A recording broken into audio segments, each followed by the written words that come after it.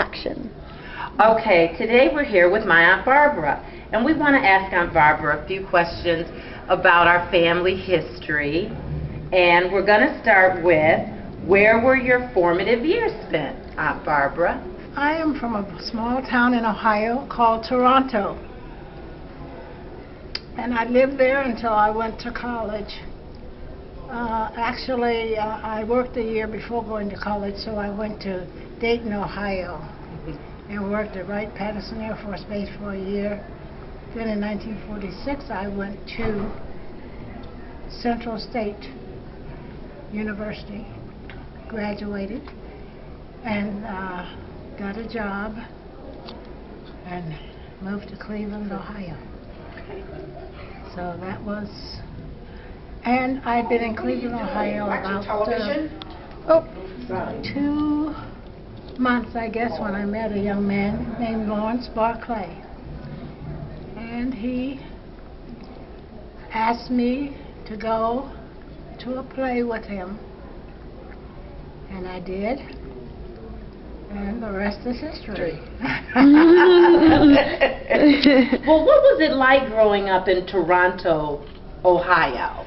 Really quite different than probably most of you all know, because it was a very small town, very few blacks, and we were protected by our parents in not letting us go to many things because we would not have been allowed to go. And we thought our parents were strict. We can't go anywhere, but white people didn't want us there anyhow, and we wouldn't have been able, we would have been turned away had we wanted to go. So our parents, rather than have us hurt by saying no, because it was way back when. I was born 1927, and things were still quite prejudiced in the North. Yes. Although most people think it's just the South, but it's just as bad in the North. But that was it. Okay. We did a few things, but my mother and father had us do a lot of things around the house. We played a lot of games and stuff like that. And my father on Sunday afternoons would take us for long drives up and down the countryside, because there were no place for us to go. There were no black activities except church things, you know, and at the end of Sunday, that was it. So how many of you are there, brothers and sisters? There are 5 Stone children. My maiden name is Stone. I have 2 brothers and 2 sisters. And I made the 5th child, but I am not the youngest. I have a brother that's younger than me.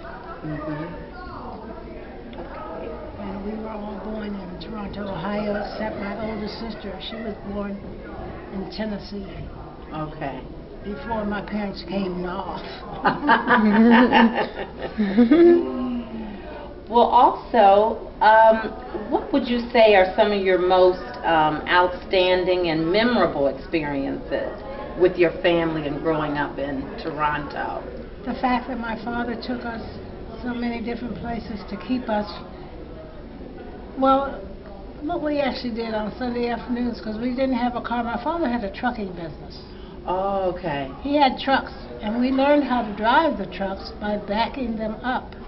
I can back up all the way across Cleveland, I think. But he would have us back the trucks up close to the house so we could use the hose to wash them up, because he was a junk garbage man.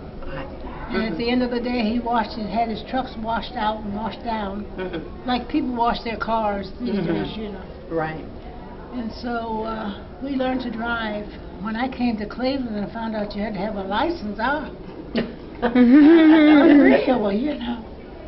But most of the things that we did were family-oriented on holidays, because there were 5 of us.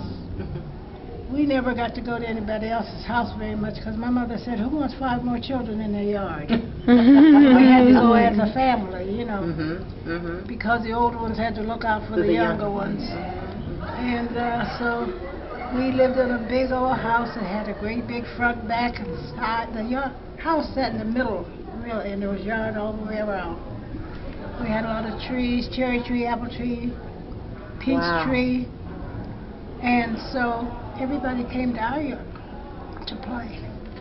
And so when we wanted to do something, well, there was always somebody extra in our yard, 4 and 5 extra children, because we were not allowed to go to their house. You know.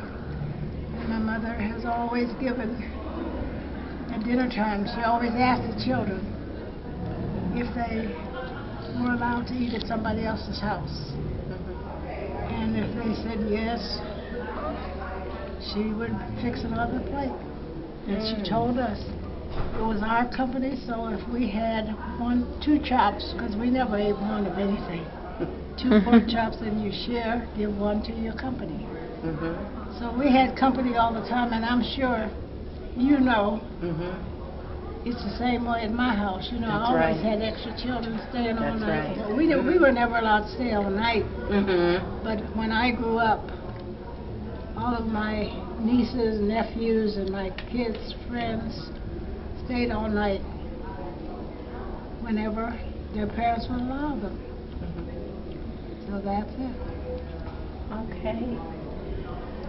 The next question, I'd like to know your response or your reaction and feelings on the election of President Barack Obama. How did that make you feel when he was elected? And do you remember what you were doing that day that you heard that he became president? I actually went to help out at one of the polling places. It was really before the election itself, when they were doing things to raise money for him to run, you know. My youngest child, Chris, called me and said that he had met a young black man who was going to run. He said, Ma, when he comes to Cleveland, because Chris lives in Maryland, when he comes to Cleveland, please, if you have any money to spare, donate. So I said I would, of course. And needless to say, I was thrilled.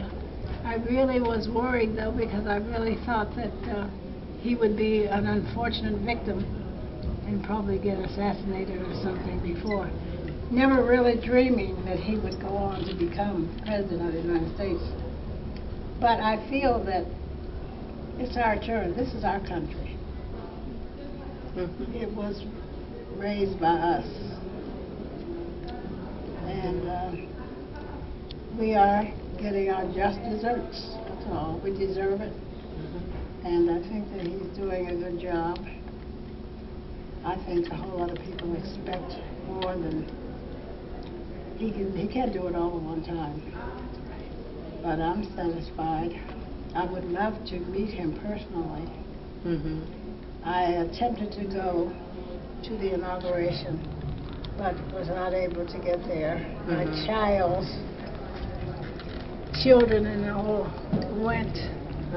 I wanted so badly to go, but I didn't get a chance to. Okay. Well, I'd like to say thank